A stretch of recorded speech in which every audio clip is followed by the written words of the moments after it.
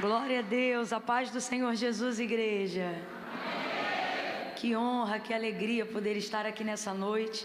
Há um peso de glória sobre esse lugar, a tal ponto que gera temor no nosso coração, né? Você está sentindo a expectativa de que algo extraordinário vai acontecer a qualquer minuto? Está acontecendo, está em movimento. Eu não tenho dúvida que enquanto você está aqui, o Senhor está trabalhando fortemente em áreas ocultas, profundas e escondidas, questões que você não imaginava. Deus está agindo. Eu acredito piamente que o último trimestre de 2020 será marcado por muitas surpresas. Oh, aleluia. Ministre uma palavra de bênção sobre a vida de alguém aí ao seu lado e diga: Deus vai te surpreender ainda este ano. Sabe aquilo que você está pensando que vai acontecer? Sabe? Não é isso.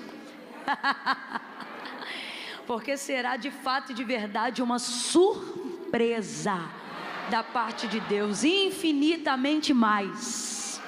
Oh, eu vou falar de novo: infinitamente mais do que pedimos ou pensamos. Eu sei que é isto que o Senhor está preparando para aqueles que creem nessa noite, em nome de Jesus. Eu estou em estado de graça. Desde que cheguei em Itu, tive todo um dia abençoado. Vocês sabem que a fama dessa cidade é que tudo aqui é grande, né? E aí eu vim de casa até aqui dizendo: Senhor, se tudo lá é grande, se tudo lá é grande, faz a tua glória também ser muito grande naquele lugar, para que o teu nome seja de maneira fortemente glorificado. Feliz demais de estar aqui. Eu não falo isso por jargão ético, né? Por uma questão eclesiástica. Falo isso porque de verdade eu estou me sentindo feliz, um sentimento de realização. Talvez você esteja dizendo aí: mas Camila nem pregou ainda. Pois é, já estou satisfeita. Maravilha de tanta presença de Deus que eu estou sentindo aqui. Deus abençoe a vida do vosso pastor. Deus abençoe a vida da vossa pastora, pastora Bianca. Meu Deus do céu, ela é muito diferenciada. Feliz demais em conhecê-la, feliz em conhecer a igreja. Eu dei uma passada, eu sei que vocês reúnem aqui uma vez por semana, inclusive não essa, mas o pastor teve misericórdia e me levou para conhecer a igreja. E eu fiquei maravilhada com o que eu vi lá. Eu disse: pastor, vocês estão levando esse negócio de Jesus muito a sério, hein? Eu disse para ele: de tanto levar Jesus a sério, Jesus vai levar vocês a sério demais também. E Ele vai fazer coisas que Ele só faz na vida de quem leva isso a sério. Oh, aleluia! Deus abençoe a igreja DNA. Vocês são uma bênção e muito obrigada por nos receberem aqui. Glória a Deus. Tadeu, muito obrigada, amigo. Você tem sido um instrumento, uma engrenagem muito importante no reino de Deus, viu? Deus te abençoe. Abra comigo a sua Bíblia no livro do Gênesis, capítulo de número 1. Gênesis, capítulo de número 1. Deus abençoe o ministério de louvor dessa casa. Meu Deus, vai dando uma vontade de voar, de voar. Falei: Jesus, eu acho que eu estou subindo. Extraordinário. Deus abençoe. Glória a Deus. Gênesis, capítulo de número 1. Quem achou, diga amém. Amém. Quem não achou, diga misericórdia. Eu espero, porque é Gênesis, tem que ter misericórdia de quem não achou, é normal. Antes da leitura do texto sagrado, para que depois não haja necessidade de acrescentarmos mais nada, que não seja tão somente o texto, obrigado, mãe, eu gostaria de demonstrar para vocês, mostrar para vocês alguns materiais que eu trouxe aqui, e são materiais que eu trabalho com eles a fim de conseguir contribuir de forma mais ativa no campo missionário. Nos últimos 2 anos, o Senhor me deu uma direção de investimento somente em solo brasileiro. Nós vivemos um período de transformação muito grande no Brasil nos últimos 2 anos, e o Espírito Santo soprou no meu coração a necessidade de executarmos a palavra que diz: feliz é a nação cujo Deus é o Senhor.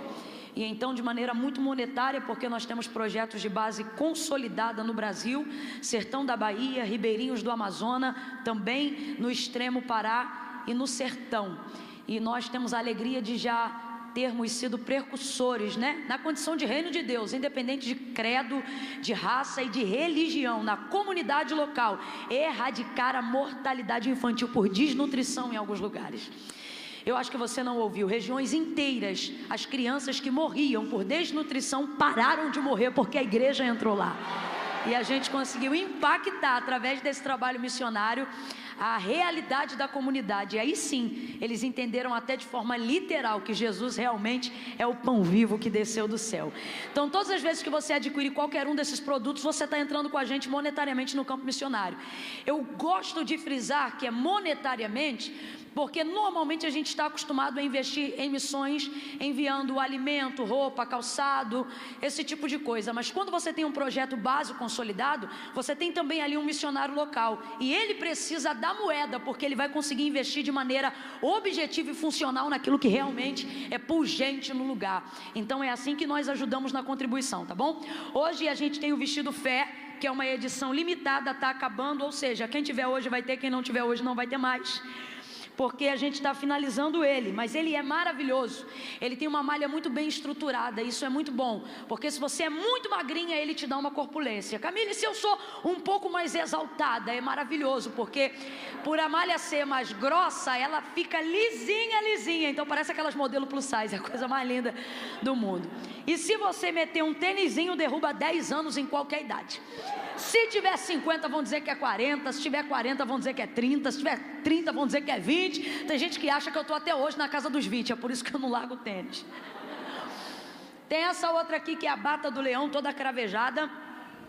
O tronco dela é cinza e a manga vem no preto. Por quê? Porque na indústria da moda a gente chama isso de block color. É a capacidade que o preto e cinza tem de harmonizar e neutralizar qualquer cor. Camila, eu não entendi, vou falar rasgado. Compra de presente para aquela pessoa que não combina lé com cré. Porque o que ela colocar vai combinar, porque é o preto e o cinza. E Camila, por que a manga ficou nessa coloração e o tronco cinza? Porque dá uma afinada no tronco, diga aleluia.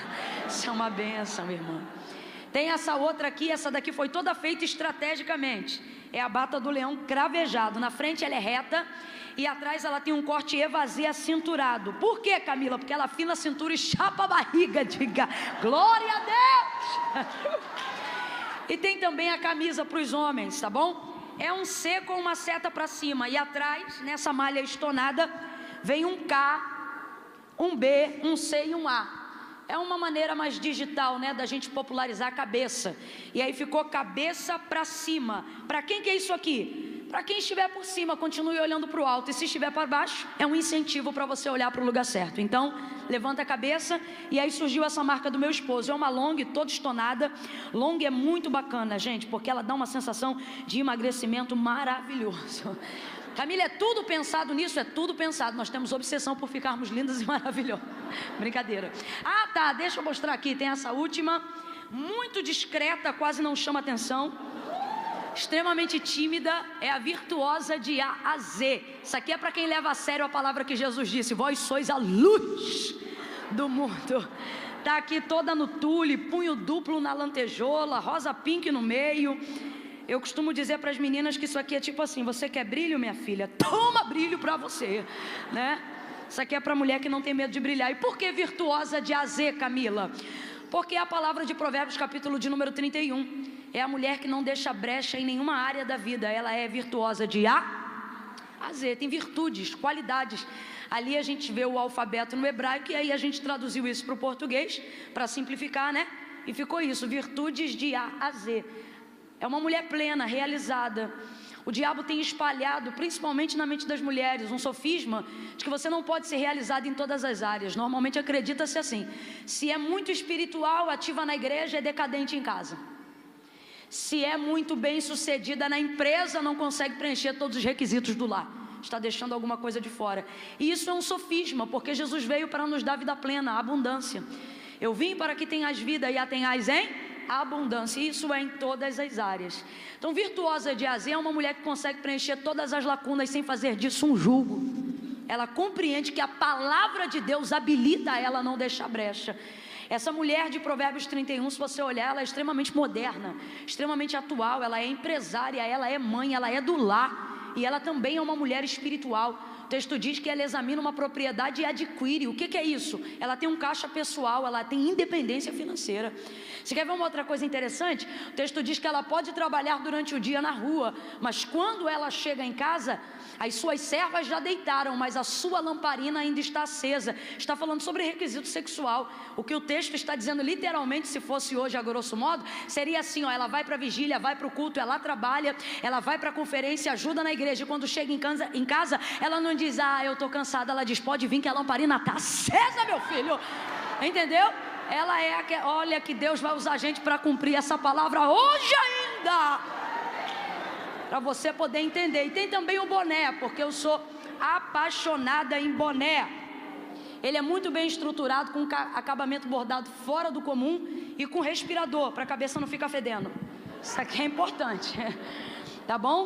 Então tá aqui, vai estar tudo disponível no final do culto, se vocês desejarem adquirir. Lembrando, gente, que não é só moda, não é só roupa, porque, obrigado pastor, porque moda você adquire, roupa a seu preço, a seu gosto e a seu custo-benefício. Na verdade, a ideia aqui é a gente vestir o propósito de uma ideia. Quem entendeu, diga amém. Amém. Vamos lá então, o livro do Gênesis, capítulo de número 1. Gênesis, capítulo 1. Glória a Deus. Oh, aleluia. Eu vou só beber um cadinho dessa água aqui. E você vai fazendo igual Abraão, que foi fortalecido na fé, dando glória a Deus.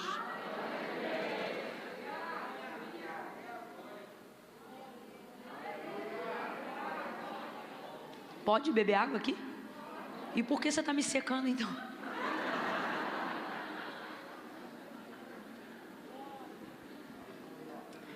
Vamos lá. Gente, se pudesse acender a luz só um pouquinho, será que é possível? Eu vou dizer porque eu enxergo muito mal. E eu esqueci meu óculos. Oh, aleluia. Literalmente, né? E disse Deus, haja luz, está aqui. No princípio criou Deus os céus e a terra. E a terra era sem forma e vazia, e havia trevas sobre a face do abismo. E o Espírito de Deus se movia sobre a face das águas. E disse Deus, haja luz. E o que houve, igreja? E houve luz. Viu Deus que a luz era boa e fez separação entre a luz e as trevas. E chamou Deus a luz dia e as trevas noite, houve tarde e manhã do primeiro dia. E disse Deus, haja um firmamento no meio das águas e haja separação entre águas e águas. E fez Deus o firmamento e a separação entre as águas que estavam debaixo do firmamento e as águas que estavam por cima do firmamento. E assim foi. Chamou Deus ao firmamento céu, e houve tarde e manhã do segundo dia. E disse Deus, ajuntem-se as águas que estão debaixo dos céus num só lugar, e apareça a porção seca. E assim foi. E chamou Deus a porção seca terra, e ao ajuntamento das águas mares. E viu Deus que isso era... Complete aí para mim, por favor. E viu Deus que isso era bom. Verso 12. A terra produziu relva, ervas que davam semente conforme a sua espécie, e árvores que davam fruto, cuja semente estava nela conforme a sua espécie. E viu Deus que isso era... E viu Deus que isso era... E houve tarde e manhã do terceiro dia. Veja o verso 17 comigo. Deus os pôs no firmamento do céu, e ele está falando sobre os grandes lumiares, para iluminar a terra, para governar o dia e para governar a noite, para fazer separação entre luz e trevas. E viu Deus que isso era... E viu Deus que isso era...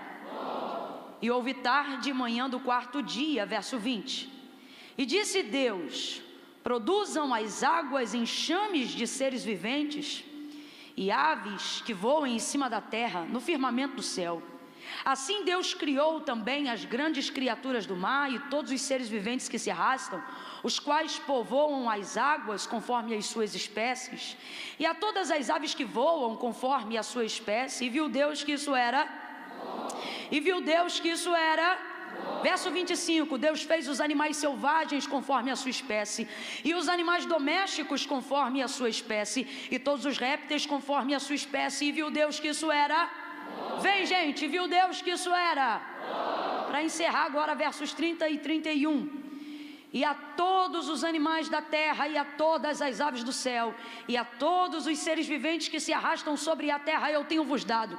Todas as ervas verdes tenho vos dado como mantimento. E assim foi. E viu Deus que tudo quanto tinha feito era... É ruim, hein? Não, agora sim. Vamos lá. E viu Deus que tudo... Você leu partes do processo. O tempo todo você leu partes. Verso 31, agora você está lendo todo, e tem um hiperlativo independente da tradução. E viu Deus que tudo, conta isso para alguém e diga, tudo? Isso, e viu Deus que tudo que tinha feito era o que, gente? Muito bom. E viu Deus que tudo que tinha feito era muito bom. E houve tarde e manhã do dia 6, verso 1 do capítulo 2. Assim os céus, a terra e todo o seu exército foram acabados. E havendo Deus acabado no 7º dia a obra que fizera, descansou nesse dia de toda a obra que tinha feito. E você diga, amém, glória a Deus. Glória a Deus, parabéns para quem não murmurou em pensamento, por essa leitura extensiva. Deus abençoe a sua vida, glória a Deus. O autor da carta aos Hebreus, ele afirma que tudo que existe, tudo que há, não foi feito por prova aparente do que se vê, mas céus e terra foram criados pelo poder da sua palavra. Se esta afirmação é verdadeira, e nós sabemos que ela é, porque não se reuniram hoje aqui os céticos que acreditam que viemos de uma evolução do primata, mas eu não tenho dúvida que estão aqui os que acreditam que foi o Senhor quem fez o homem, e o fez como disse que o fez, porque como cantou Maria, para Deus não há impossíveis. E dentro desse contexto, crendo que céus e terra, tudo que existe, tudo que há, foi feito pelo poder da palavra, desenvolvemos então a nossa fé em cima de tudo que a palavra diz. Então, com isso desenvolvemos também o princípio que nos dá poder para executar a obra de Jesus Cristo na terra, para executar o poder, para manifestar a virtude que havia sobre o Filho de Deus, que há sobre o Filho de Deus e agora se estende sobre nós. Sobre a palavra que diz, a fé vem pelo ouvir, e o ouvir da palavra de Deus. Quando eu chego a essa compreensão, eu estabeleço um paradigma, um método, uma receita que está dando para mim possibilidades de viver milagres, de fazer milagres, de manifestar poder. Porque a Bíblia diz que tudo é possível ao que? E foi o próprio Jesus que disse. Tudo é possível ao que crê. Ele disse isso tanto para Marta quanto para Maria quando entrou na aldeia de Betânia. O texto diz que naquele dia, fazia 4 dias que Lázaro estava morto. E quando ele chega, e Marta fica sabendo da sua chegada, 4 dias depois dele já haver recebido o bilhete da sua enfermidade, o texto diz que ele chega e Marta o recebe na entrada da cidade. E já vai dizendo para ele, né, mestre, se tu estivesses aqui, o meu irmão não teria morrido. Marta tem tanta fé em Jesus, que ela acredita que a morte de Lázaro teria sido evitada se Jesus estivesse lá. Tanta fé que ela tem em Jesus. Ela tem uma fé verdadeira, porém uma fé que está sendo aplicada de maneira equivocada. E a sua fé pode ser genuína, mas se ela estiver sendo exercida da forma errada, até o que era para dar certo por intermédio da sua fé, vai dar errado. Porque uma fé verdadeira e genuína precisa estar baseada na palavra de Deus. Por exemplo, quando Marta diz assim, se tu estivesses aqui o meu irmão não teria morrido, ela tem tanta fé que ela está acreditando se Jesus estivesse tido lá antes, ou seja, ela acredita até no que não pode ser mudado, porque o passado não pode ser mexido. Olha o que ele está dizendo: se tu estivesses aqui, quando? Agora? Não, antes. Então a fé de Marta é verdadeira em Jesus, porém ela está querendo ser executada no passado, e fé no passado não resolve nada.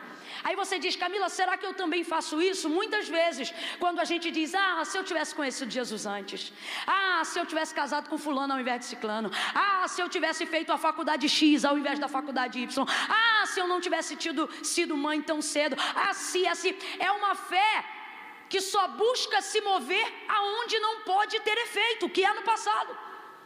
O passado passou e não pode mais ser mexido. Então não adianta a fé ser verdadeira se ela estiver sendo alocada no lugar errado. Todavia, Jesus já havia decidido ressuscitar Lázaro. Preste atenção nisso. Jesus já havia decidido ressuscitar Lázaro. Muito antes de sair aonde ele estava com seus discípulos, ele disse assim: Lázaro dorme, mas eu vou despertá-lo. Aí os discípulos, porque da última vez de onde estiveram com Jesus, que era de lá, já haviam saído quase que a pontapés, pedradas e pauladas, diz o texto, ficaram apavorados de se ver na condição de voltar para a região, porque Jesus já era o nome mais afamado da Judéia e de Jerusalém. Então eles não queriam voltar e tentaram desanimar o Senhor, dizendo assim: se Lázaro dorme, deixa ele quieto que daqui a pouco ele desperta. E aí Jesus é literal e ele fala da morte de Lázaro. Ele diz: olha, Lázaro não dorme, Lázaro está morto. Só que por que ele usa a ideia do sono? Porque para ele trazer um morto à vida é tão fácil quanto trazer de volta alguém que estava dormindo. Por isso ele fala dessa forma. Para ele não é coisa difícil. Então ele determina o que ele vai fazer, sem o apoio dos discípulos, sem o ânimo dos discípulos e sem a fé dos discípulos. Olha o que ele diz: Lázaro, nosso amigo, está morto. Olha o que ele diz: mas eu vou despertá-lo. Então diga para mim, Jesus já decidiu ressuscitar Lázaro, sim ou não? Sim ou não? E ele está contando com a fé dos discípulos para isso? Ele está contando com o apoio dos discípulos para isso? Não, mas mesmo assim ele os anima o tempo todo para irem com ele à aldeia de Betânia. Ele é nosso amigo, ele diz. Vamos, ele diz. E ele diz: eu vou despertá-lo, eu vou ressuscitá-lo. Então veja, Jesus já está decidido a ressuscitá-lo. Isso é um decreto, isso é uma palavra. Ele está decidido. Quando ele chega na aldeia de Betânia, Marta então o encontra e diz: Senhor, se tu estivesses aqui, o meu irmão não teria morrido. Presta atenção, se a decisão de Jesus já é ressuscitar Lázaro, ele depende da fé de Marta para isso? Depende, gente? Não depende, mas anima Marta o tempo todo, porque ele quer reajustar o lugar que a fé dela precisa estar. E aí ele diz assim para ela: Marta, o teu irmão vai ressuscitar. E o que Marta faz? Marta tira a fé imediatamente do passado, mas se equivoca de novo, ela joga direto para o futuro. Ela diz: eu sei, que na conjugação do grego, na verdade significa eu creio. Então diga para mim, Marta tem fé ou não tem? Ela acredita de verdade em Jesus ou não acredita? Sua fé pode ser verdadeira, mas se ela estiver sendo colocada no lugar errado, até o que era para dar certo vai dar errado. A fé dela em Jesus é verdadeira, mas ora está no passado ou ora vai direto para o futuro. Camila, mas a fé não é prova das coisas que se esperam? Mas não é das coisas que se esperam no futuro, é das coisas que se esperam no futuro aqui, no presente. Quem está entendendo, diga amém. Aí Jesus está animando a fé dela. Volto a perguntar, porque eu quero consolidar esse princípio na sua cabeça. Jesus depende da fé de Marta para ressuscitar Lázaro? Não, porque muito antes de sair de onde veio, ele disse: eu vou ressuscitá-lo. Mas ele não sai daquela conversa enquanto não coloca ela na diretriz do que ele vai fazer. Aí ele diz para ela: teu irmão vai ressuscitar. Ela sai do passado, vai direto para o futuro e diz: eu sei, olha, vai lá para longe, naquele grande dia. Aí Jesus insiste e fica ali. Jesus é a única pessoa que em toda conjugação verbal, ele pode conjugar a sua própria vida em qualquer terminação verbal. Como disse Tiago e também João, ele é o mesmo ontem, hoje e eternamente. O primeiro e o último. O que era, o que é. Jesus, ele poderia ter olhado para Marta, e se ele se adequasse à fé dela, ou seja, se a palavra, porque Jesus é o verbo vivo feito em carne, se ele se adequasse à fé de Marta, ele estava no passado. Se ele se adequasse à fé de Marta, só estaria no futuro. E sabe o que Marta iria receber? Nada. Porque fé no passado não muda nada. E fé no futuro também não muda o presente. Porque a única maneira de mudar o futuro não é esperando no futuro, é acreditando no futuro enquanto eu estou no... Então é fazendo agora. Ele poderia ter conjugado se ele quisesse. Ele poderia ter dito: Marta, eu fui a ressurreição e a vida. Camila, ele poderia? Poderia, porque a Bíblia diz que o cordeiro já havia sido entregue antes da fundação do mundo.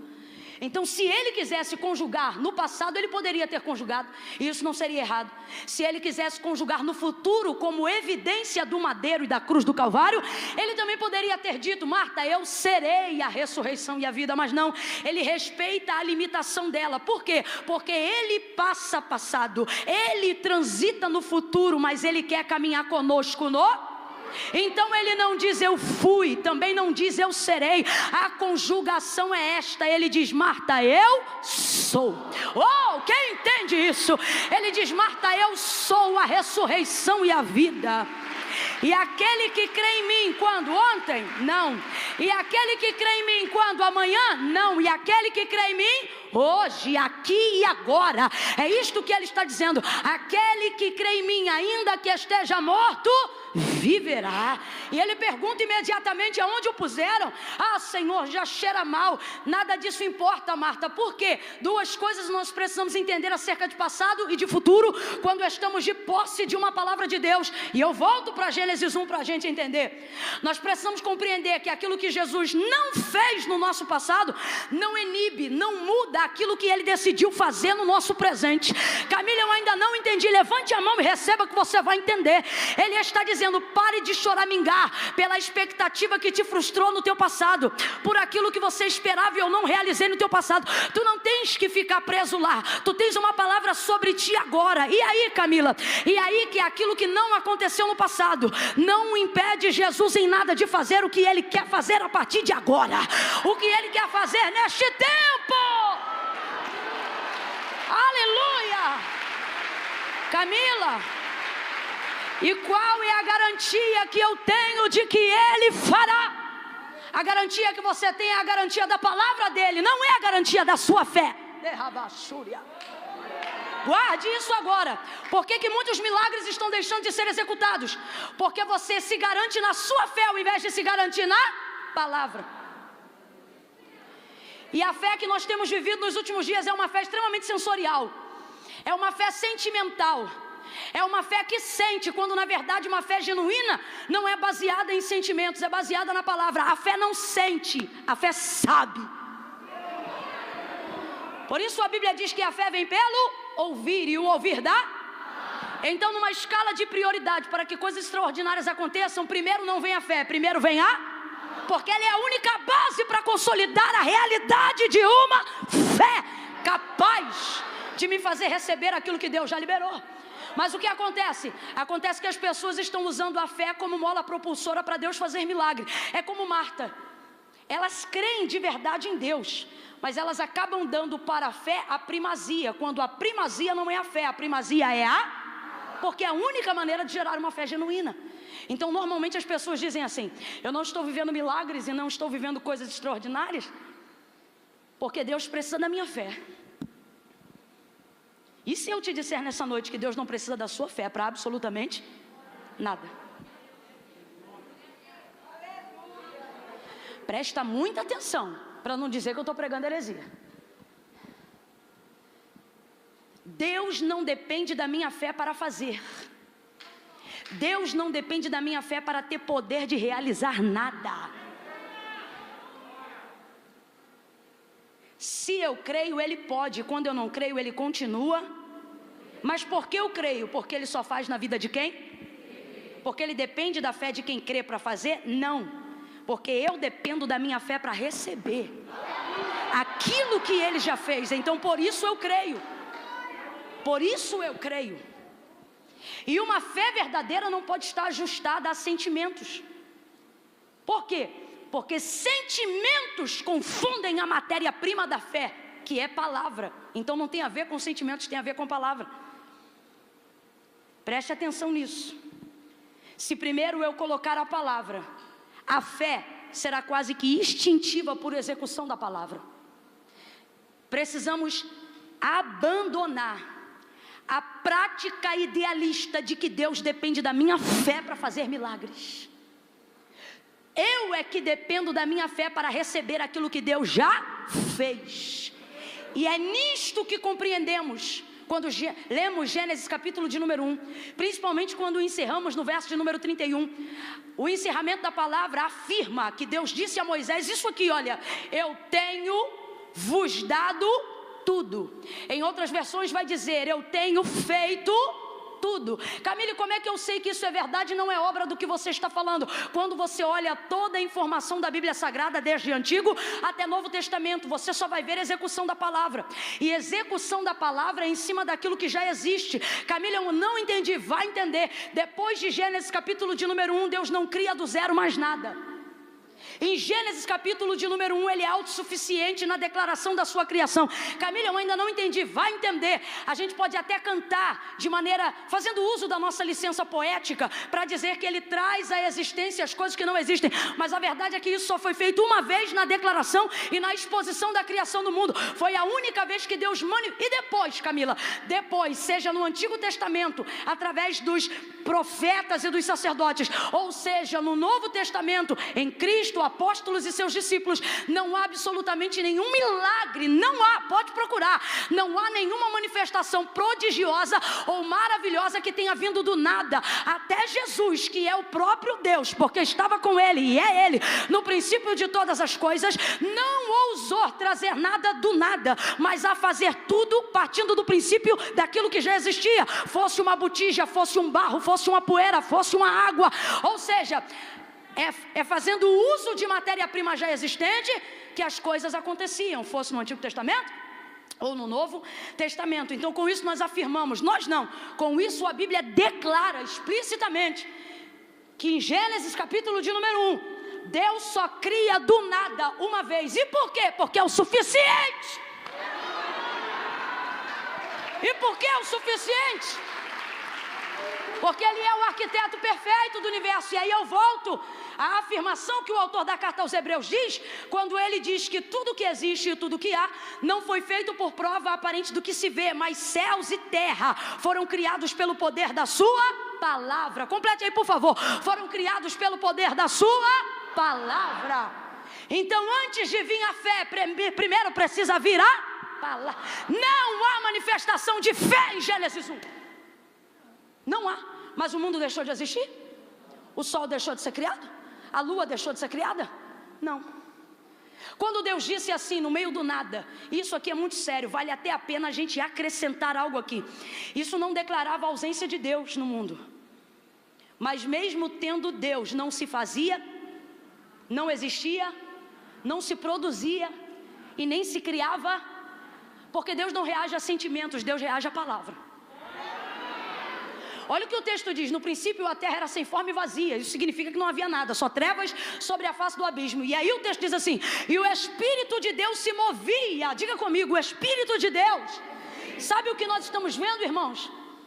Não havia nada, mas o Espírito de Deus estava ali, mas não fazia nada.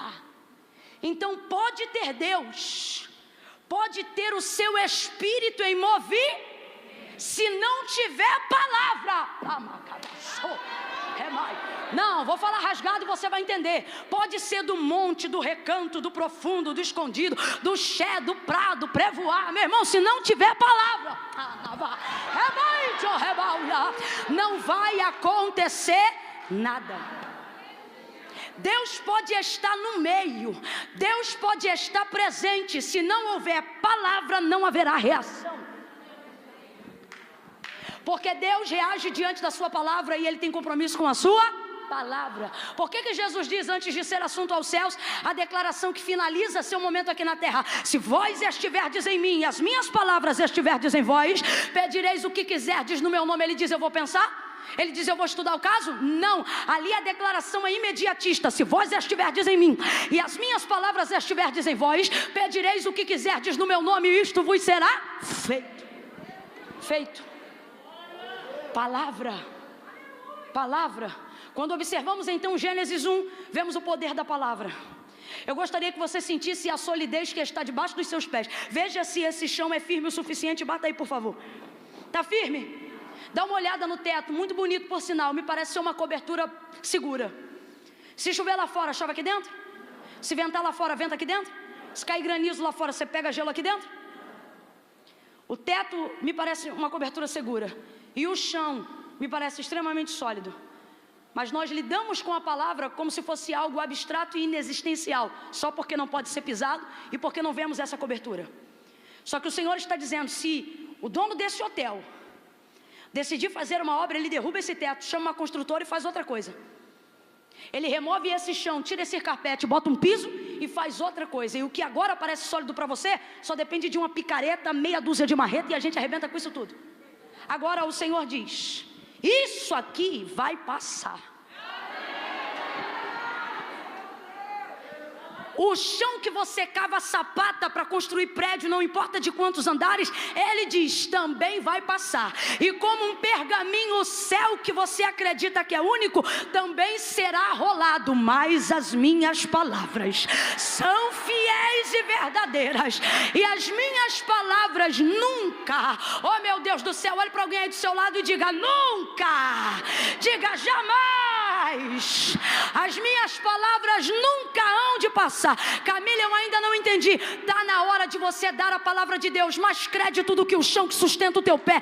E mais crédito do que o teto que cobre a sua cabeça. Por quê? Porque isso aqui é passageiro. Mas o que está sobre a sua vida não é passageiro. Foi gerado para a eternidade. Ser gerada dentro de você. Então aprenda a priorizar a palavra. E Deus reagirá diante da palavra que você tem conhecimento, que é sobre você. João capítulo de número 19. Nós vamos ver a manifestação da palavra em 4 estágios. As 4 palavras foram ditas centenas de anos antes pela boca do profeta Isaías na revelação messiânica. Centenas de anos mais tarde, Jesus está no Gólgota sendo crucificado, mãos perfuradas, pés perfurados, a coroa de espinhos está sobre a sua cabeça. E a primeira citação da testemunha ocular, que é João, que ficou até o final e viu tudo o que aconteceu, ele disse, esse testemunho é verdadeiro. Eu vi e estou contando para vocês, para que vocês também creiam que é verdade o que ele diz. E o que ele diz, João? E ele começa a traduzir e a trazer em cada ponto do momento da crucificação de Jesus o que Isaías disse sobre esse momento. Por exemplo, a abertura textual, que ele começa a dizer isso, aparece quando os soldados tiram a sua túnica, lançam sorte e rasgam as suas vestes em 4 partes. Aí o texto diz assim, foram os soldados que fizeram isso. Isso o quê? Desnudaram o corpo santo de Cristo. João diz assim, foram os soldados que fizeram isso, mas não termina dando crédito aos soldados, mas dando crédito à palavra. Ele diz assim, porque estava escrito. E na versão que eu mais gosto está assim, e para que se cumprisse a escritura, que na verdade significa isso aqui, ó, e para que se cumprisse a palavra. Complete aí para mim, por favor. E para que se cumprisse a palavra. Aí ele reproduz o que os soldados fizeram, dizendo, dividiriam entre si as minhas vestes e lançariam sorte sobre ela. Foi isso que o profeta Isaías disse. E aí olha o que João está vendo. Ele está dizendo, pela vista, foram os soldados que fizeram isso. Mas pelo que eu conheço isso só aconteceu porque Isaías havia dito. Ou seja, sobre Jesus havia uma. Olha o poder da palavra. Olha o poder da palavra. O inimigo está ali, porque os soldados se posicionam como adversários. Se você não tem conhecimento do que está sobre você, tudo você atribui ao diabo. E às vezes é a palavra em movimento. Não, isso aqui é muito sério. Sabe por que João vê palavra? Porque ele conhecia a palavra. Porque se ele não conhecesse a palavra, ele ia achar que era só os soldados. Mas ele sabia qual era a citação de Isaías, porque desde os 7 anos até os 12 anos de idade, o judeu precisa decorar isso. Então ele sabia o que a palavra dizia. E enquanto ele vê coisas acontecendo diante dos seus olhos, ele não consegue ver isso de maneira natural. Ele vê a manifestação da palavra. Mesmo quando o adversário se levanta, mesmo quando as vestes dele são rasgadas, ele diz, isto aconteceu para que se cumprisse a palavra que diz, dividiram entre si as minhas vestes e lançaram sortes sobre ela. Ou seja, por ter conhecimento do que a palavra falava, não deixou o sentimento vento destruir o que ele via. Ele olhava e não via soldado. Sabe o que ele via? A profecia de Isaías se cumprindo. Ele olhava e não via a vergonha de Cristo, via o cumprimento da palavra que Deus havia liberado sobre o Filho pela boca do profeta Isaías. Mas por quê? Porque ele tinha conhecimento. Bata de novo agora aqui bem no meio do seu peito e diga: a fé. Diga, a fé verdadeira. Diga, a fé. Camila, eu não gosto de gritar, mas hoje você vai ter que gritar porque a pregadora é pentecostal. Diga, a fé não sente. Bate a mão na cabeça e diga, a fé sabe. E o que a palavra manifesta? Manifesta aquilo que eu sei. Esse é o primeiro ponto. Ele olha, Jesus está passando o maior momento de vitupério e de vergonha da sua vida. E sabe como João interpreta isso? Vendo o inimigo trabalhar para cumprir a profecia que Deus deu. Você olha e diz soldado, você olha e diz adversário. João olha e diz: os soldados fizeram isso porque sobre ele havia uma palavra. Sabe o que é isso?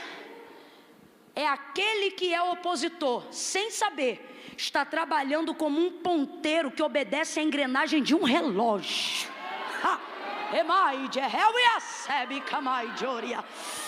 E Deus está dizendo: se você tiver consciência de qual é a palavra que eu liberei sobre a sua vida, você verá o seu adversário muitas vezes como um funcionário para fazer cumprir aquilo que Deus já liberou sobre a tua vida. Tem uma segunda oportunidade também. Na segunda vez, o texto diz que agora não é João que interpreta, é o próprio Jesus, porque tudo sabe, obviamente. E o texto diz que, vendo que as horas já chegavam para a consumação, o texto diz exatamente assim, João 19: e para que se cumprisse a escritura, que a gente substitui hoje aqui por palavra, só para simplificar, e para que se cumprisse a disse: tenho sede. Diga para mim, Jesus sabia que pedindo água ele ia beber vinagre? Sabia ou não sabia? Tem gente que está na dúvida, vou perguntar de novo. O Filho do Deus vivo sabia ou não sabia que pedindo água lhe colocaria um vinagre na boca? Sabia ou não sabia? Sabia. Mas mesmo assim ele pede. Porém o texto diz por que ele pede. Camila, ele tinha sede, podia até ter sede, mas de que diferença faz beber água para quem sabe que vai morrer? Se vai morrer de sede, se vai morrer de outra coisa?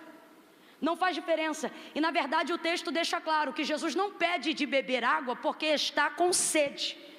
O texto, não estou dizendo que não havia nele sede, mas a motivação para ele pedir de beber água está claramente no texto. Não é de fato beber água, mas era através dessa pergunta fazer cumprir a palavra.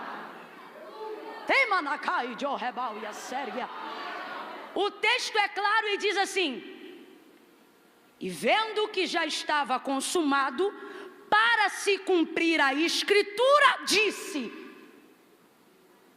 tenho sede. Então não pediu porque está morrendo de sede. Pediu porque, tendo sede ou não, a prioridade é cumprir a palavra. E esse é o segundo nível de maturidade de fé que nós precisamos entrar. Um nível profundo, um nível mais alto. Que nível é esse? É a hora que eu não espero Deus usar ninguém, porque eu tenho consciência de qual é a palavra que está sobre. Camila, eu ainda não entendi. Vai entender. Qual é o crente aqui que, conhecendo a chamada de Deus para a sua vida, nunca se preocupou em pedir perdão para o ofensor? É isso mesmo. Quantas vezes você pediu perdão, você tem feito nada? É o outro que te deve, mas você vai lá e pede perdão. É o outro que vacila com você, mas você vai lá e pede perdão. É o outro que foi ingrato, mas você vai lá e pede perdão. E por que você faz isso? Porque eu não sei o que tem sobre ele, mas você tem consciência do que tem sobre você. Aí você diz: eu vou lá porque eu sou crente. Eu vou lá porque sobre mim tem uma palavra. Eu vou lá porque sobre mim tem um ministério. Eu vou lá porque eu sei que eu fui escolhido. E aí, Camila, você precisa sentir alguma coisa? Não! Porque uma das maneiras mais eficazes de cumprir a palavra não é sendo movido pelo sentimento, é sendo movido pelo saber. Crente que só faz o que sente é imaturo. Quer ter uma vida eficaz? Quer viver milagres extraordinários da parte de Deus? Então comece a executar a palavra. Mais fé não tem quem diz amém, tem quem, tendo palavra, obedece aquilo que conhece. Para que se cumprisse a escritura, disse: tenho sede. Então vou perguntar de novo: ele sabia que beberia vinagre, sim ou não? E mesmo assim disse: tenho sede. E aí o texto deixa claro, fez isso por quê? Porque a sede lhe matava? Não, porque o desejo de cumprir a palavra lhe consumia. Segundo nível de fé é compreender que se eu quero viver a verdade, manifestar o poder, quer ver poder de Deus? Quer ver aleijado andar? Quer ver cego ver? Quer ver transformações literais acontecendo diante dos seus olhos? Não ande pelo que você sente, ande pelo que você...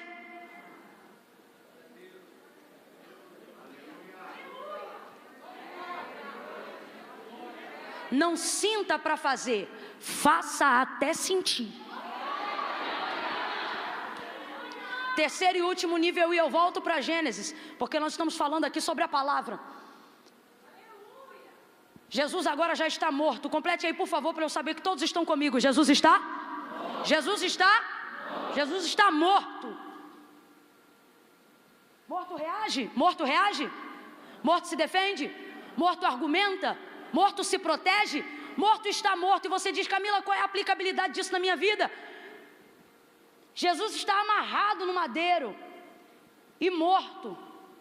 Isso fala sobre, vez ou outra, estarmos em ambientes onde não podemos ter poder de reação.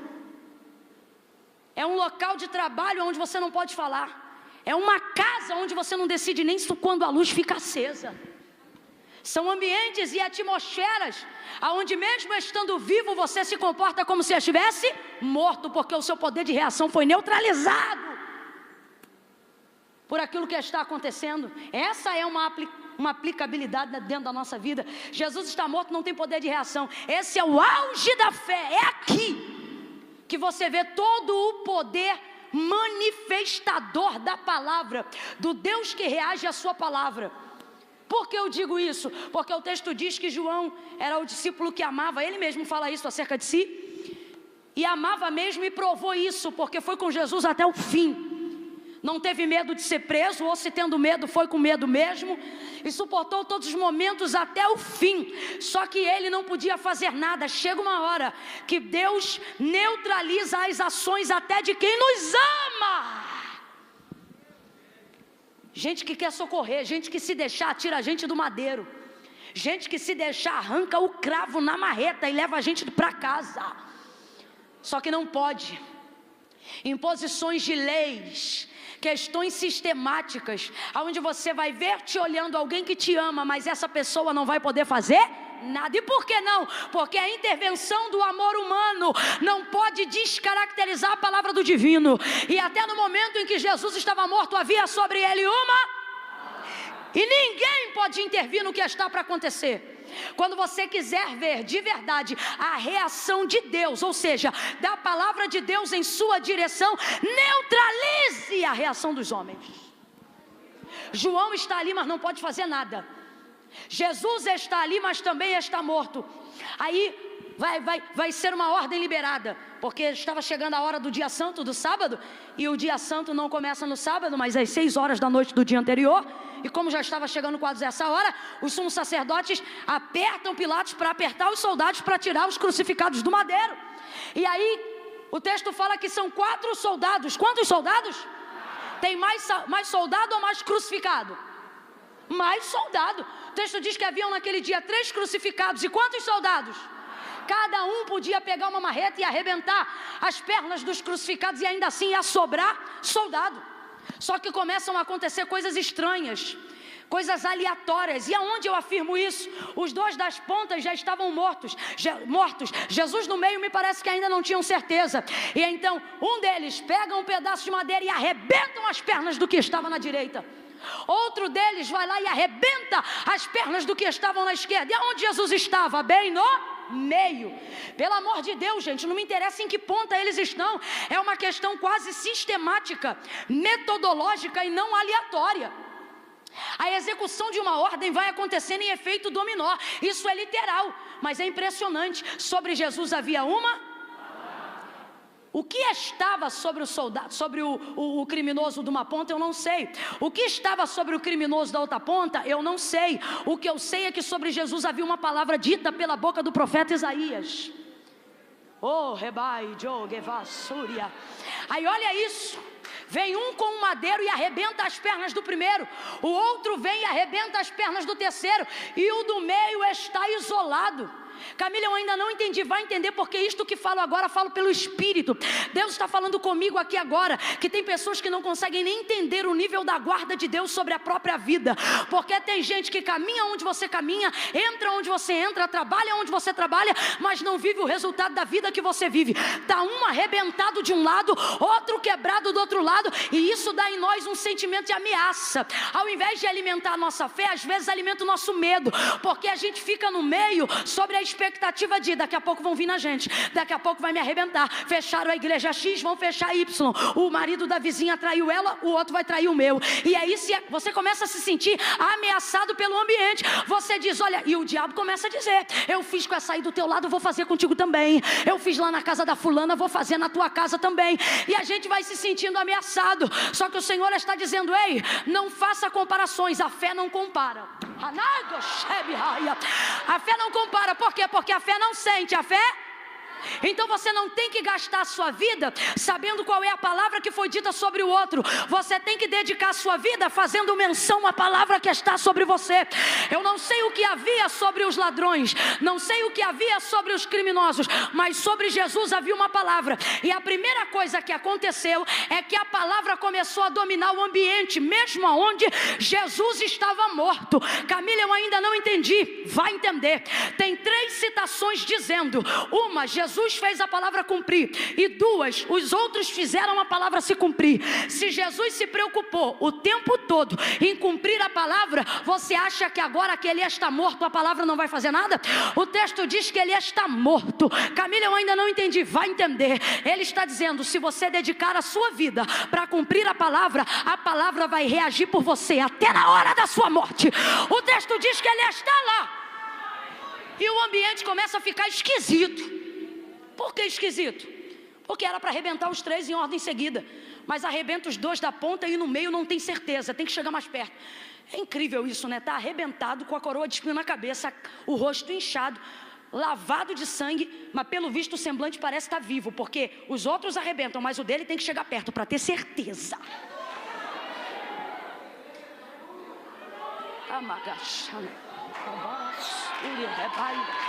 Aí se aproximam. E sobre um ambiente para nós aqui que estamos vivos, mas às vezes devemos agir como se estivesse mortos. A gente se pergunta, e se sentindo ameaçado, a gente fica, vai acontecer comigo daqui a pouco, vai acontecer no meu casamento daqui a pouco. Eu vi, fizeram aqui, ó, fizeram ali, ó, está vindo na minha direção também. Palavras de encantamento, palavras malditas pela boca de pessoas que se acham poderosas em fazerem outros descerem à sepultura. Eu quero ver fazer subir dela. Gente que manda recado, manda lá avisar que o nome dela está na boca do sapo, e a gente se sente ameaçado, mas Deus está dizendo, ei, eu não sei qual é a palavra que está sobre ela, mas você precisa verbalizar que você sabe que está sobre você. Oh meu Deus, Camila, eu ainda não entendi. Vai entender, levanta essa mão direita lá em cima. Oh, coloca ela em posição de cobertura sobre a tua cabeça. Oh, e como quem está envolvido por ela, diga assim, eu sei que eu estou sob uma palavra. Faz isso sobre a vida do seu irmão. Coloque a mão no alto da cabeça. Não toque, não toque, só ponha sobre o alto e diga, você está debaixo de uma palavra. Olha para mim, quando o inimigo não consegue te atingir objetivamente, tudo que resta a ele é ameaçar. Camila, eu ainda não entendi. Vai entender. Se você está vendo gente sendo arrebentada à direita e outros na esquerda, mas não está arrebentado, está na cara. Ele só está te ameaçando porque não pode fazer. Porque se pudesse já tinha feito. 1000 cairão ao teu lado, 10.000 à tua direita, mas tu não serás atingido. O Senhor é quem te guarda. O Senhor é a tua sombra e a tua direita. O sol não te molestará de dia e nem a lua de noite. O Senhor guardará a tua entrada e a tua saída. Ele guardará a tua alma desde agora e para sempre. Levante a mão, eu estou liberando uma palavra sobre você. Pelejarão contra ti, mas não prevalecerão, porque eu sou o Senhor teu Deus, contigo por onde quer que tu andares. Se tu passares pelas águas, elas não te submergirão. Quanto aos rios, eles não te afogarão. Se tu passares pelo fogo, não te queimará, nem a chama arderá em ti. Uau, você está debaixo de uma palavra. Você está, Camila, e o meu filho e o meu marido que não são crentes, não precisam ser. O que eles têm sobre eles não vem sobre você. Por quê? Porque é baixo, porque é mentira, porque não é verdade, porque é sufisma. Mas o que você tem sobre a tua vida é o suficiente para cobrir tua casa, teu marido, teus filhos, teus negócios, porque sobre ti há uma palavra que é fiel e verdadeira.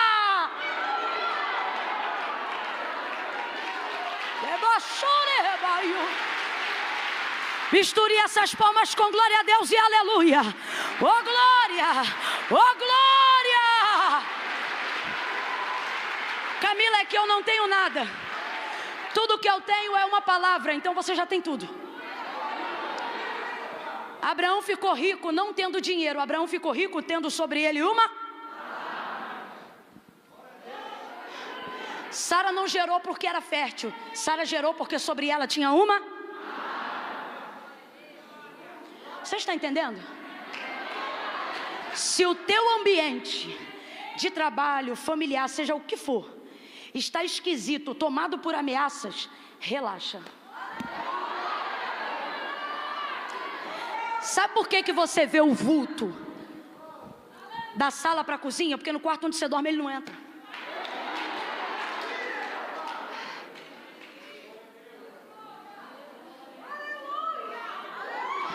Você até fica sobre a expectativa de que, eu acho que vai acontecer comigo. É porque tudo que resta quando ele não pode fazer é ameaçar. Porque se pudesse fazer, não ameaçava, irmão. Fazia. Aí João está olhando. E Jesus está morto. Quem o ama está ali, mas não pode defendê-lo. Porque quando você quer ver a palavra de Deus se cumprir, você tem que aprender até a ter uma fé fria. Para que a palavra apareça, para que a palavra seja glorificada. Está ali, mas ele não pode fazer nada. O sistema lhe impõe um lugar. E aí ele diz: eu vi, chegando-se porém a Jesus, vendo que já estava morto, chegaram com a madeira na mão, mas não arrebentaram. João está dizendo assim: olha, ninguém me contou, eu vi. Vindo nele, não lhe puderam quebrar as pernas. E ele ratifica da seguinte forma: porque sobre ele havia uma dita pela boca do profeta Isaías, que dizia: nenhum dos seus ossos poderá ser quebrado. Sabe o que isso significa? Que há uma imposição de limites das reações do mundo em direção a mim, quando eu estou debaixo de uma. Foi cuspido, foi cuspido, foi coroado, levou canada na cabeça, levou, foi açoitado, se cumpriu tudo, cumpriu-se o que Isaías disse, cumpriu, quando disse: vai ser moído pelas nossas transgressões, e o castigo que nos traz a paz vai estar sobre ele. Veja, a parte ruim também cumpriu, o adversário, os opositores não foram lá, rasgaram as vestes, desnudaram o Filho de Deus, cumpriu. Deus está dizendo: se está cumprindo até a perseguição, você acha que eu não vou cumprir o plano final de glorificação? Ele está dizendo a alguém hoje aqui: se eu estou sendo fiel, Se eu estou sendo fiel até com o seu nível de provação, você acha que eu não serei fiel com o seu nível de honra, de exaltação? Escute isso, irmão. O texto diz que Jesus está lá. E sobre a palavra de Isaías, mesmo estando morto sem poder de reação, a palavra de Deus reage sozinha por ele, Camila. E ela reage sozinha? Reage. Por isso o autor da carta aos Hebreus, ele começa dizendo, ela é viva. Ela é viva. Rapaz, isso aqui é tão sério que para quem prega, a gente tem até que ver como é que tem que orar antes de pregar. Porque normalmente a gente ora e diz assim, Senhor, me usa na tua palavra. E ela é tão viva que é capaz de vez em quando a gente tem que dizer, palavra, me usa você. Porque ela é viva e eficaz. E ela coloca uma imposição de limites. O que é isso? Foi cuspido, foi açoitado, golpeado, caluniado. Mas quando pensou, vamos arrebentar, a palavra diz, arrebentar não. Vamos quebrar, quebrar não. Deus está falando com alguém aqui. Alguém que pensa que está à mercê da sorte. Alguém que pensa que está à mercê do mundo. Alguém que pensa que está à mercê de toda a aflição, só porque Jesus disse, no mundo tereis aflições. E se eu te disser que até as tuas aflições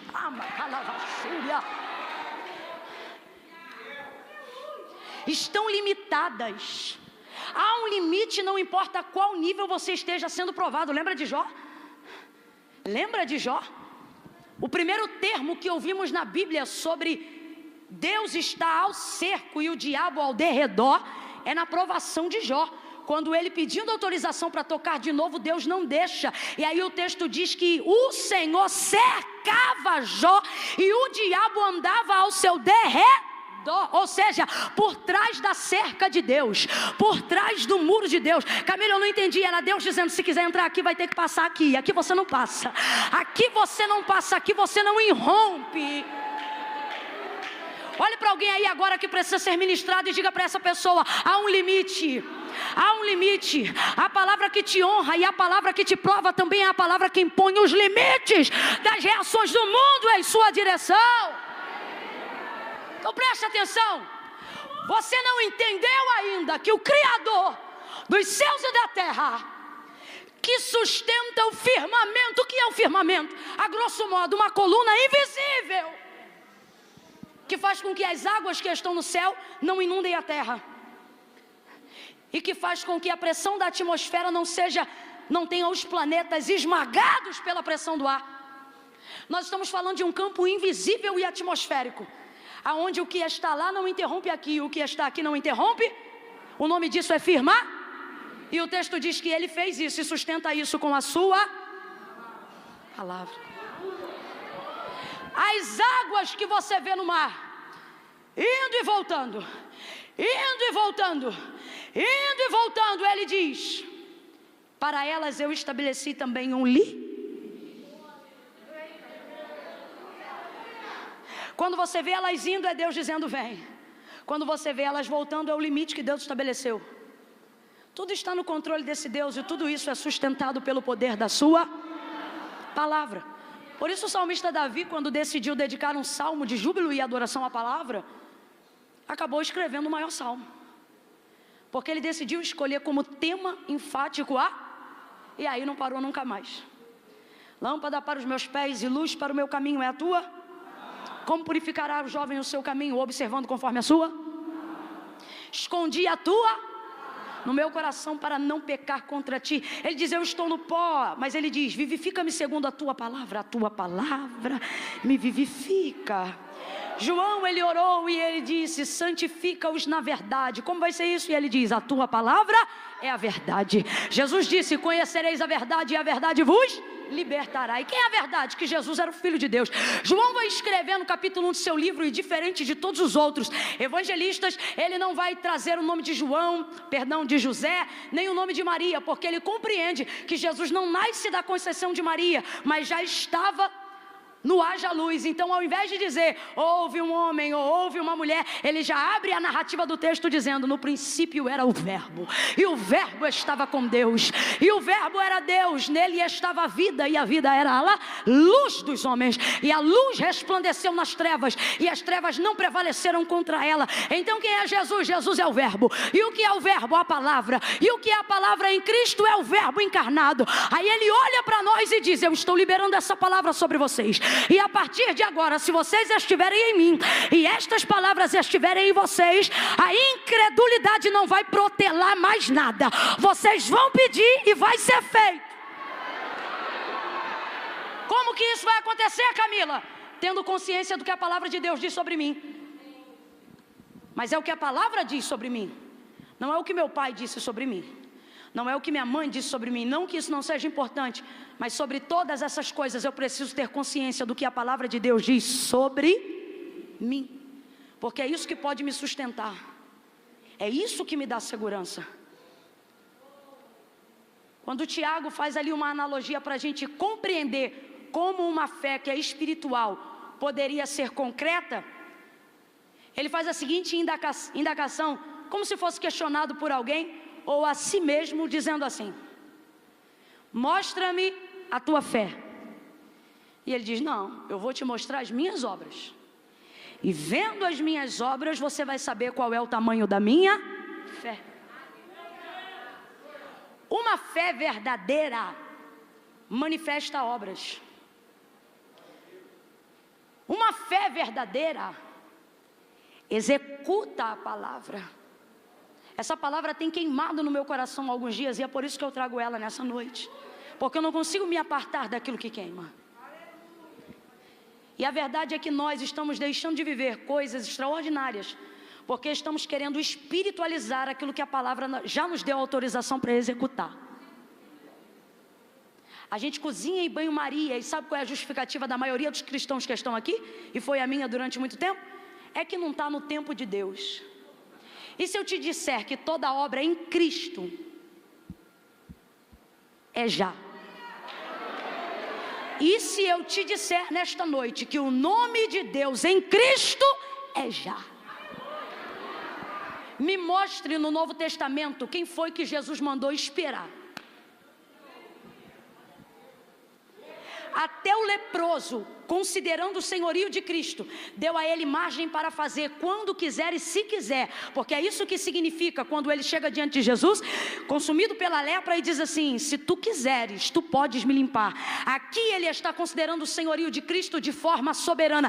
Ele está dizendo: faz se quiser e quando quiser. Só que Jesus, vendo ele, disse assim: eu quero. E ele fica parado e não reproduz palavra, porque ele não sabe quando. Aí Jesus diz: quero ser limpo. Quando? Agora. E o texto diz que ele foi limpo na hora. No tanque ele olha para o paralítico e ele diz: o quê? Queres ficação? Eu quero. Mas tu queres? Quero. Então levanta, toma a tua cama e anda. E o texto diz que ele levantou. Só que nós queremos maquiar uma falsa fé, por não termos coragem de confessar uma incredulidade verdadeira. Então a gente quer cozinhar as promessas em banho-maria sobre a justificativa de que não é o tempo de Deus, quando na verdade é eu que não tenho fé para receber. Por quê? Porque na verdade eu não preciso da minha fé para fazer, tudo já foi feito. Quem está entendendo, diga amém. Tudo já foi feito, então Deus não precisa da minha fé para ter poder de fazer. E por que ainda assim eu creio? Porque eu preciso da minha fé para ter poder de receber aquilo que Ele já fez. Então quando eu tenho sobre mim uma palavra, eu não espiritualizo, eu executo. Está na hora da gente começar a aplicar isso, gente.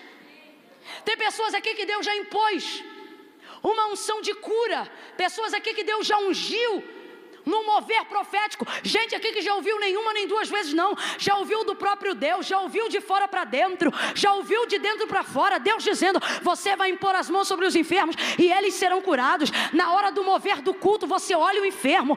Tem gente aqui que vê mendigo debaixo da ponte e a vontade é descer do sinal no ônibus e ir lá e liberar uma palavra, um abraço para ele, mas você não vai. No trânsito entre saber e fazer, você espiritualiza, aí você começa a dizer assim: ai Deus, me me unge, ai Deus me levanta, ai Deus faz. E Deus está dizendo: te ungir não tem mais lugar para botar óleo em você. Eu boto óleo em você desde o dia que tu entregou a vida para mim. Ao invés de levantar a mão e pedir óleo, começa a pedir Deus coragem, porque unção você já tem, palavra você já tem, mas o que te falta? Obediência para executar o comando. Você não vai. E por que não vai? Porque você prefere maquiar uma falsa fé do que confessar uma incredulidade verdadeira. Uma incredulidade que é gerada pela falta de conhecimento da palavra. Você sabia que Deus nunca mandou Israel crer? Mandou ele obedecer. Botou o Ebal e o Gerizim. Ele disse: hoje eu vos ordeno a minha palavra, o mandamento sobre vós. Ele não diz assim: se vocês ouvirem e crerem. Ele diz assim: se vocês ouvirem e obedecerem. Porque sabe o que ele está dizendo? Se você crê, não diga eu creio, obedeça o que você já tem conhecimento.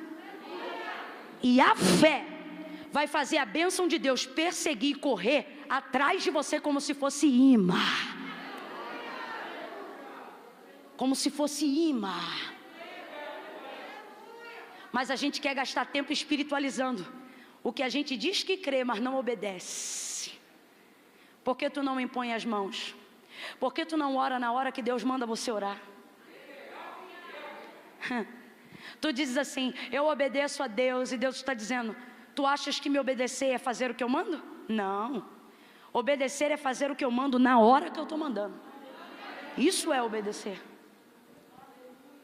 E com isso nós vamos cozinhando a palavra, jogando para o futuro, ou deixando no passado o que Deus está disposto a fazer agora.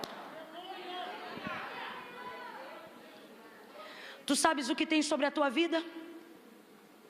Se tu sabes o que tem sobre a tua vida, está na hora de você começar a executar aquilo que a palavra já garantiu sobre você. 3 exemplos e eu fecho em Gênesis 1. Primeiro, a mulher do fluxo de sangue, Marcos 5. Porque dizia consigo: se tão somente eu tocar na orla das suas vestes, eu serei curada.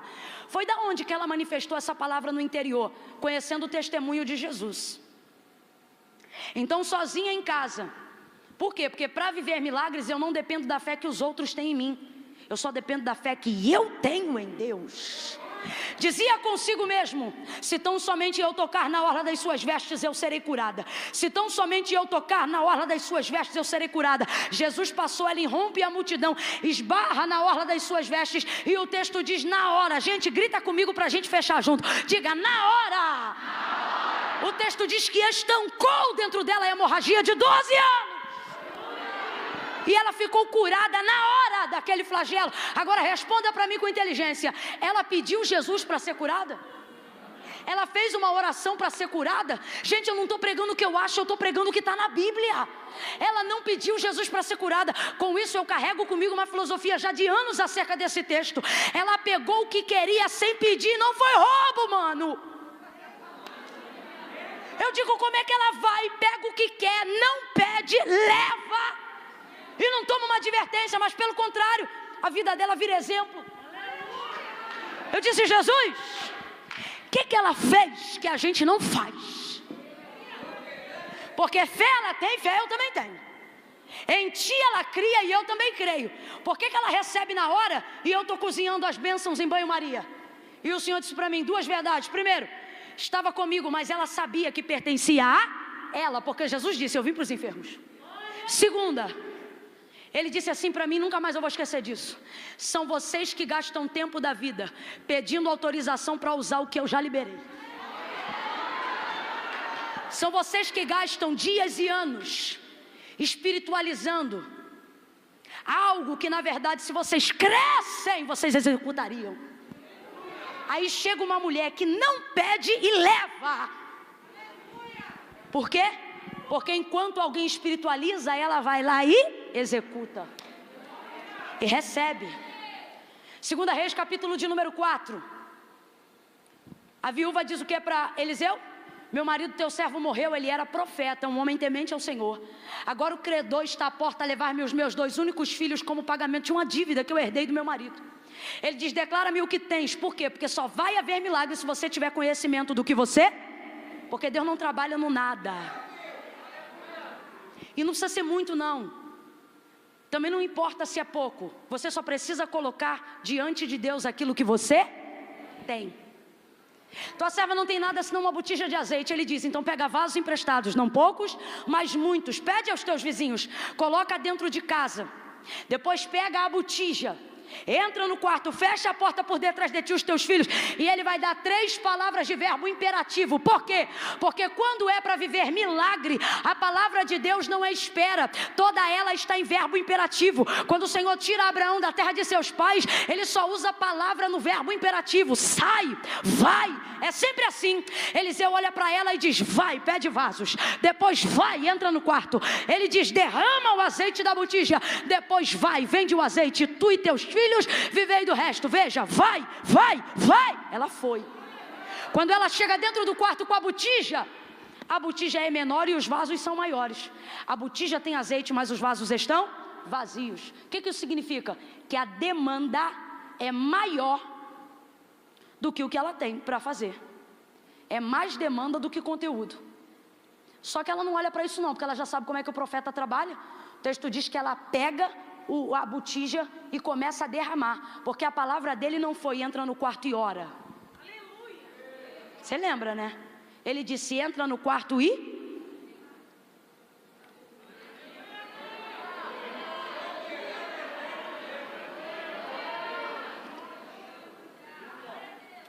ele diz entra no quarto e derrama. Só que se é hoje, a geração de hoje, a gente diz que crê na palavra, mas sabe o que a gente faz? A gente entra no quarto, olha para os vasos, olha para a botija, olha para a botija, olha para os vasos e espiritualiza. Senhor, meu Deus e meu Pai, eu estou aqui na tua presença porque eu creio que tu podes multiplicar este azeite para encher estes vasos. Eu creio, meu Pai, que tu tens poder. E você fica ali espiritualizando e pedindo autorização para fazer o que Deus já disse, faça. Mas cadê a fé para fazer? Tem palavra? Tem. Tem fé? Tem. Mas por que não executa? Porque já se acostumou a espiritualizar. Quando Deus está dizendo, executa. Ele disse, derrama. Eu disse isso esses dias na live. Deus não multiplicou o azeite dentro da botija, nem multiplicou o azeite dentro dos vasos. E a maior comprovação disso é porque o texto diz que o azeite não parava de descer, enquanto todos os vasos não foram cheios. Todas as vezes que ela olhava para a botija tinha a mesma quantidade de azeite. Assim como os pães, que foram repartidos em pedaços em Mateus 14. E quando terminaram, eles eram exatamente os mesmos pedaços. Porque Deus não precisa acrescentar no que eu tenho. Ele diz que vai usar o que eu tenho. E eu não preciso ter muito ou ter pouco, eu só preciso colocar diante dele o que eu? E isso é o suficiente. Mas como que eu vou descobrir isso? Se eu colocar em uso aquilo que eu? Por isso ele não disse entre e ora, ele disse entra e dê. Porque é no fio do azeite que Deus multiplica. Deus está dizendo, é enquanto você faz com o que você tem que eu vou multiplicar em cima daquilo que você tem. Então ela começa a derramar e o azeite é multiplicado. Camila, eu ainda não entendi, vai entender. Deus está dizendo, você não está vendo coisas que eu já deleguei sobre você, porque você prefere ter nas suas atitudes uma falsa fé, ao invés da confissão de uma incredulidade verdadeira. Isso é muito sério, gente. Eu jurava que hoje eu pensei que eu ia terminar com as cadeiras voando para o alto e dizendo mas o Senhor disse para mim, esta igreja é uma palavra, injeta a palavra. E se a gente viver essa palavra, você não vai precisar nem rodar nesse culto e nem nos próximos. Por quê? Porque o céu vai rodar em movimento sobre a terra quando nós manifestarmos a palavra dele como ela é. Como ela é. Oh, aleluia! Oh, aleluia! Eu estou sentindo a graça de Deus. Aleluia! Aleluia! Aleluia! Oh, aleluia! Aleluia!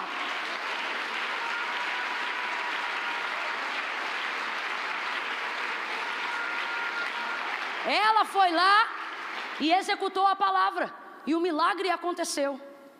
Se houver em você, e nós vamos orar agora, se houver em você, pelo Espírito Santo, a consciência de que está havendo uma incredulidade sincera, Não cozinhe isso com falsa fé, porque Deus trabalha numa incredulidade sincera para gerar fé, mas não tolera uma fé falsa. Lembra de Jesus entrando na casa dos discípulos a primeira vez, aonde eles estavam reunidos? Depois da ressurreição, o texto diz que Jesus entrou ali. E entrando ali, quem não estava na casa? Quem lembra? Tomé. Tomé não estava na casa na primeira aparição de Jesus na casa. Jesus entra, Pai seja convosco, todos vêm. Mais tarde Jesus sai. Aí agora quem entra é Tomé. Quando Tomé entra, os discípulos lhe dão as boas novas. Tomé, Jesus veio aqui. Tomé, nós vimos Jesus. Tomé, Jesus está vivo. Mas Tomé diz essas palavras: se eu não tocar nos cravos, se eu não sentir com os meus dedos as suas perfurações, eu não crerei. Sabe o que Tomé está pensando? Que todo mundo ficou insano, que todo mundo está louco. Porque para aqueles que não têm fé e perecem, a fé é loucura. Ele pensa que estão insanos. Segunda oportunidade, Jesus volta na casa. E ele não faz absolutamente nada na casa, a não ser revelar-se a Tomé. Sabe o que isso prova? Que quando Tomé abre a boca dentro da casa para dizer assim: se eu não ver, não creio, ele não está sendo hipócrita, está sendo incrédulo, tá, mas um incrédulo réu confesso. E aquele que confessa e deixa, alcança misericórdia. Jesus volta na casa. Volta na casa porque Tomé é escolhido. Volta na casa porque Tomé vacilou, mas é crente. Volta na casa porque Tomé está frio, mas é quente. Aí ele volta na casa. Tomé está incrédulo, está incrédulo, mas Jesus vai lá só por causa dele. Por quê? Se a incredulidade for honesta, haverá manifestação de Deus para haver manifestação de fé. Mas se a fé for falsa, ele não volta mais. Como a de Tomé era verdadeira, ele aparece. E eu costumo dizer que quando Jesus é bom, ele é maravilhoso, mas quando ele é terrível, ele é melhor ainda. Porque ele chega dentro da casa e Tomé diz: Senhor, eu creio. E nas entrelinhas Jesus diz: crê não, vem aqui. Bota a mão aqui. Porque você falou que só ia crer se visse, né? Então bota a mão aqui, sente. Mostra a túnica para ele e diz: aqui, ó. E agora, você crê? Creio. Mas bem-aventurados que não viram, mas creram. Estava falando de nós. Estava falando de nós. Que não vemos a cor de sua pele, o tom de seus olhos, mas estamos aqui porque cremos. E não cremos no que vemos, porque o que vemos nos assusta, mas o que ouvimos nos dá certeza. É a palavra que está sobre nós. 4 manifestações de Deus em Gênesis. E do terceiro dia para baixo ele atesta dizendo: a cada etapa da criação. E viu Deus que era bom. E viu Deus que era? Viu Deus que era? E aí na quarta e última, e viu Deus que tudo quanto fizera era? Jesus está dizendo para nós hoje aqui pelo poder de sua palavra: se não está bom, significa que eu ainda não acabo. Porque quando eu acabo não fica só bom, fica. Esse é o ponto número 1. Ponto número 2. E a gente vai ficar de pé para orar junto depois que eu disser o 2. Ponto número 2. Se eu sei qual é a palavra que está sobre mim, e eu sei o que Deus disse a meu respeito, eu não preciso esperar ele terminar o que ele começou para eu começar a celebrar. Veja, Deus começa, e ele já sabe como vai terminar antes mesmo de começar. Pense aí na criação do mundo. Antes de concluir a obra, ele já sabia como o mundo ia ficar. Qual era o tom que ia usar no céu? Que tom ia usar nas águas? Como ia criar os bichos que criou? Diga para mim, Deus já sabia, sim ou não? Sim. Então vamos lá. Deus já sabia como ia terminar a beleza da criação antes mesmo de começar? Sim ou não?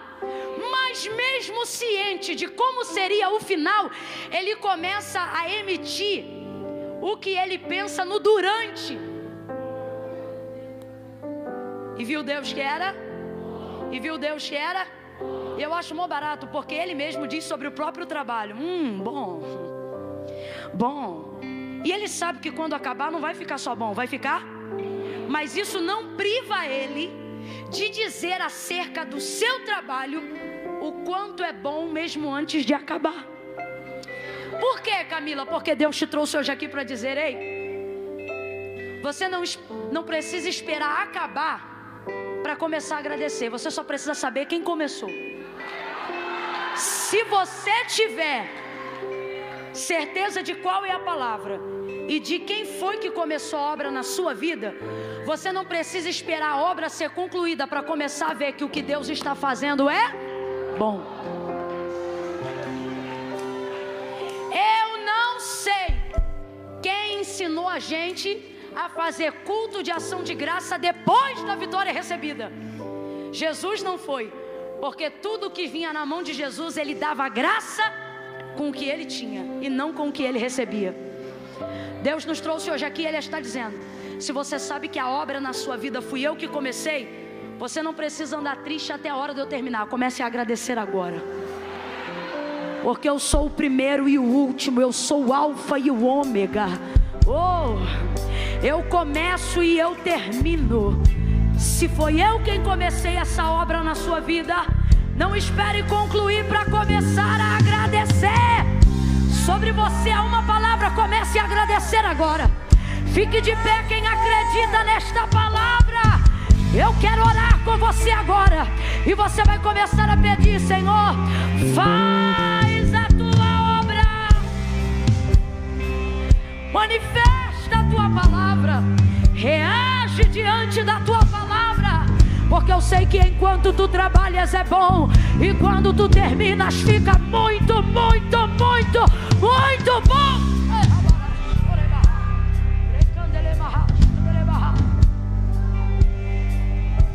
Moisés, Abraão, Jó, Noé, Daniel, príncipes de obediência. Eles nunca oraram sentimentos. Sabe o que eles oravam? A palavra. Deus disse assim uma vez para Moisés: eu vou exterminar esse povo todo, Moisés. Aí Moisés diz assim: não foi o que tu disse. Tu disseste que os introduziria na terra que jurou aos seus pais. Moisés colocava diante de Deus as lembranças da palavra que o próprio Deus falou. E você acha que Deus esqueceu do que ele falou? Claro que não. Só que era fazendo isso que ele via se Moisés sabia trazer a palavra. Todo homem e toda mulher que ora a palavra recebe. Porque pode ter Deus e pode ter o Espírito de Deus, mas Deus só reage diante da sua palavra. Você precisa saber qual é a palavra que está sobre você. Em nome de Jesus, Senhor meu Deus e meu Pai, eu levanto a minha voz agora em oração. E aonde houver alguém ao alcance da voz profética, ao alcance da tua palavra que está sendo liberada sobre nós, manifesta nele e nela toda a verdade da tua palavra. Se houver incredulidade, repreende, envergonha, abate a incredulidade e suscita em nós um espírito que tem uma fé não fingida, mas uma fé verdadeira, que sabe que o Senhor é fiel para cumprir o que diz na tua palavra. Eu te peço agora a todos os ouvintes que estão aqui ou em casa assistindo pela internet, alcança eles com a lembrança da tua palavra. Como diz a tua própria palavra, quero trazer à memória aquilo que me dá esperança, porque na esperança há expectativa, e na expectativa há uma fé genuína em cima daquilo que a tua palavra diz. Traga a lembrança, a palavra do Senhor, que é a garantia que este homem e esta mulher têm, de que melhor é o fim das coisas do que o início delas. Mas não deixa, Senhor, não deixa nem ele nem ela esquecerem que se o Senhor começou, eles não precisam esperar o Senhor terminar para começar a agradecer. Compartilha conosco, Senhor. Oh Espírito Santo, ouve a nossa voz e nos dá gratidão, gratidão. Não pelo que o Senhor vai fazer, mas por aquilo que o Senhor já está fazendo. Gratidão. Move o nosso coração com gratidão. Move o nosso coração com quebrantamento, porque sobre nós há uma palavra. Sobre nós há uma palavra que reage, uma palavra que é viva, uma palavra que alicerça, uma palavra que liberta. Senhor. Basta uma palavra, disse o centurião, e o filho dele foi curado. Pedro disse: manda a tua palavra, manda a tua palavra. E ele andou sobre a palavra. Quando andou sobre as águas, nós precisamos de palavra. Não é dinheiro, não é carro, não é casa. Basta uma palavra e o dinheiro